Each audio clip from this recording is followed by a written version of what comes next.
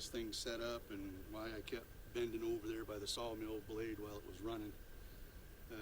So I'm going to give you an idea how we set this mill up to run it. This particular mill, like I said, is a Woodland Mills HM126. It's on a 16-foot rail, towable, so it's the trailer. So we set it up to be able to tow it around. We can actually cut a 16.5-foot log on this. We want 26 inches in diameter. We don't. We cut 12s, 12 footers. So what we've done to set it up for us, we went ahead and put the toolbox on the front of it. It allows us to keep our torque wrench and soap and tie down straps in there. We went ahead and moved this bunk that used to sit here. These were all evenly spaced. Well, we cut a lot of 12-foot material, so we moved this bunk back so that the end of that 12-foot log will set solid on there when we lock it down. We went ahead and went to, it comes with two of the log stops and the latches. We bought a third one, put a third one on it, and so depending on what we're cutting, 4, 6, 8, 12, it'll gives us a good contact point. And then we went ahead, this particular saw didn't come with the blade guide, or guard, excuse me. So we went ahead and put that on there. That's an extra that we put on ourselves. So we changed that, and then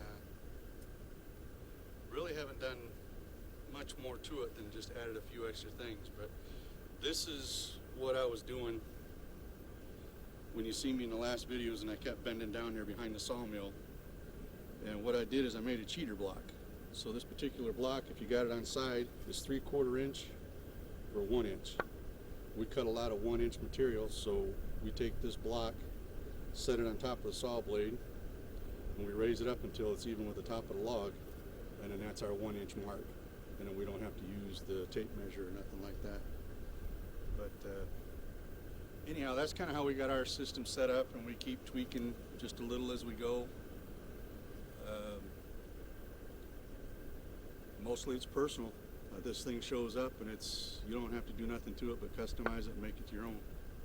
So anyhow, that's how we set our mill up. That's why I kept bending by the blade, so I wasn't messing around with something I wasn't supposed to be, but now you all know. So thank you. Well, I was sitting here doing editing on a video about the sawmill, and it dawned on me that I keep mentioning this sawing with Sandy in my videos, and I never put a link to him. I don't know how to put a link to him, but this is how I'm putting a link to Sawing with Sandy.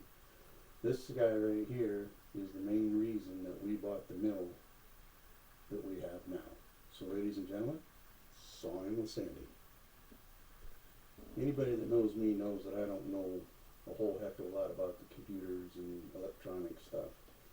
So the guy I go to that set up all my editing program for me, that fixes all of my flub ups that I do, and I do quite a few of them, is this fella right here, Cosmic Monster.